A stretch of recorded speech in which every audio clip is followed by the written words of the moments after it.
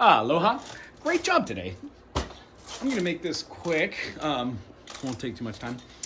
When we play our C like this, we find ourselves being able to play like the C major here. We find ourselves being able to play like an A flat or a G sharp major because we're using the F bass. If I take this all the way down to the F major, do my second finger and going up a half step, bar it, F sharp, G, G sharp, or A flat. When we remove that finger there, it takes away our major third, giving us our minor. So that's our G minor, G sharp minor. The takeaway that is, if we take away that one note and just play the whole bar, we have got what we would consider a major or a minor seventh. The reason being is at the third fret, or actually, how about back at the second fret? This is going to be an A minor seven, an A sharp minor seven, or a B flat minor seven, and then a B minor seven. The reason why it's interesting, as you know, is the B minor is the relative of D major. So the D major that has this open A here, kind of awkward. If we put our pinky up top, that's the D note, takes care of the awkwardness. But just playing the D major with that high B note converts the D major into a B minor seven. If we're having an issue doing the bar chords, which is understandable, we can play that minor third and we can play the seventh.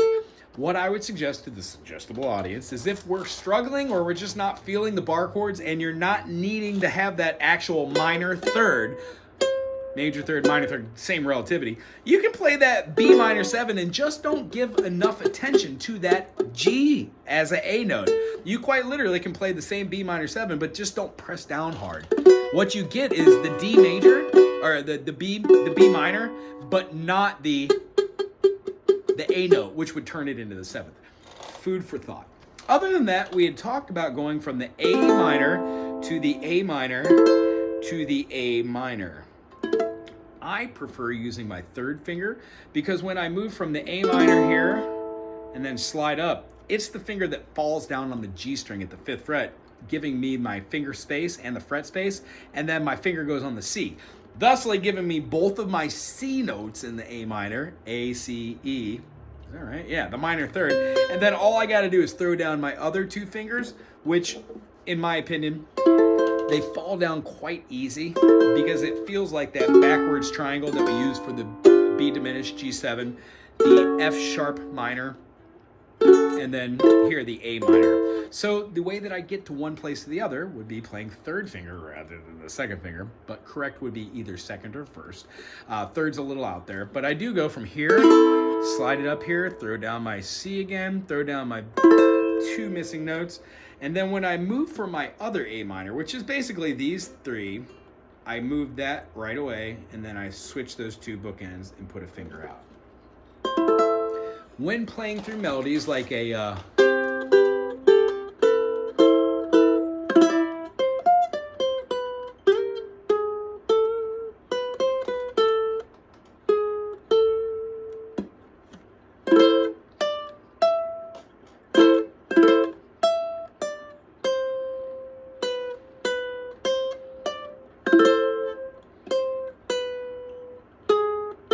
so when I'm going in between stuff like A minor, I use that high E a lot, or even the D as well, because it's right there. So when I have that A minor,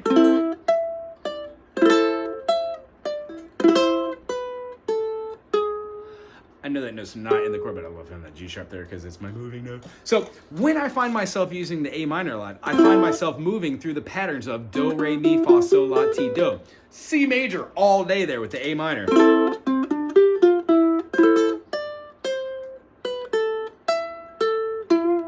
When we go to D, we can do the D major with the B minor.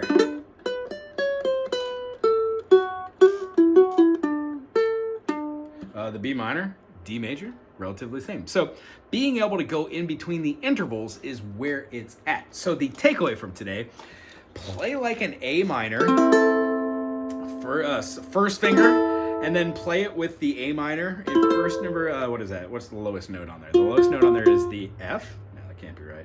Lowest note on there is the E. So A, C, E, it's a second inversion. So A minor, the C is the lowest here, so that is our first inversion. A minor, in its true form is a first inversion. Second one is a second inversion that we're going to do. And then I would assume the third one here is the same as the second because the E did not move.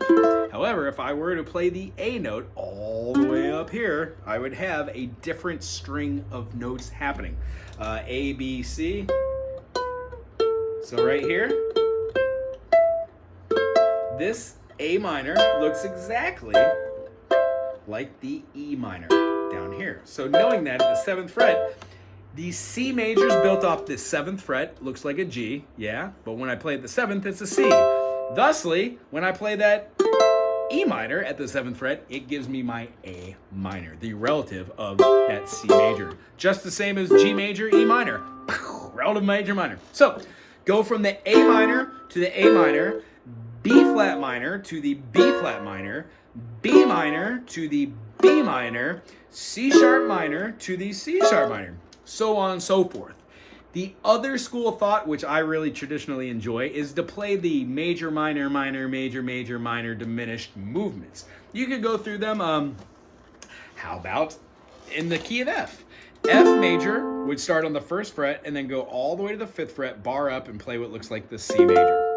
When we go to the G minor, we could play it here, or we could go and play our G minor shape that looks exactly like our A minor shape second inversion that we've been talking about.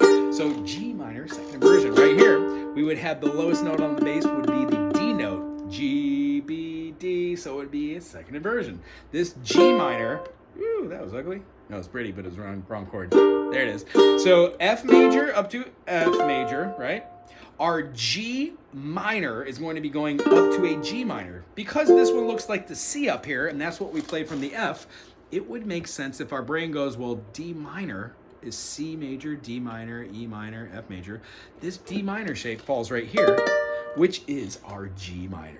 So without having to put a whole lot of thought into it, our guesswork is if I play a C major here, and this is my D minor, if I play an F major here and it has a C minor shape, then of course that is going to be what is going to be my G minor shape.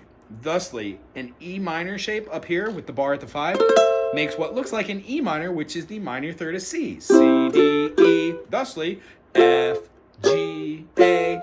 That's wrong. No, that's right. F major, G minor, A minor. We have a B flat major, so that's made out of playing the bar with the F shape because F is the 4th of C. C, D, E, F. So F, G, A, B flat. Boom. So this correlation, try and work yourself up, whether doing it whole step, half step, whole step, whole step, all the way up, or you could do your do, re, mi, fa, sol, la, ti, do in its interval form and go from those. F to F, G to, let's see here, G, E, G, what's after G? G, A minor, and then, of course, your A minor up here or your A minor up here. We would be going to your B flat major here. The B flat major, when it comes up there, it's going to resoundingly come up here and play. We're also going to be moving through the chord structures of, what is it here? C, D minor, and E diminished. So when we're going through here, if we have F, G, A, B flat, C, and we know that G diminished is our C7, C, D, E diminished right here, and that can resolve right back to our F there. What we find is all of our interval spacings, the triads that are built out of it, out of the naming of the chords, which you got, it becomes a lot easier to see what the extra finger is and what the next inversion is. So knowing that in the key of F major, that if I played a B flat, that's my 4 here. It's also great knowing that F major here and then going up here and playing a B flat works extremely well. I hope this helped with a little bit of tying together the intervals. And next week we'll work on this with a little bit of fingerstyle. I was thumbing through my book here, classical themes. If any of these feel and look groovy, I think I'd like to try the, for Elise at least, maybe the Habanera from Carmen that I was peeking at before you came in today. Other than that, it was really good seeing you. I will see you next week, and I do appreciate you so much. I'm very much looking forward to seeing you and Chris and the whole group, and just being a part of it. I really do appreciate you guys. Thank you very much. Aloha.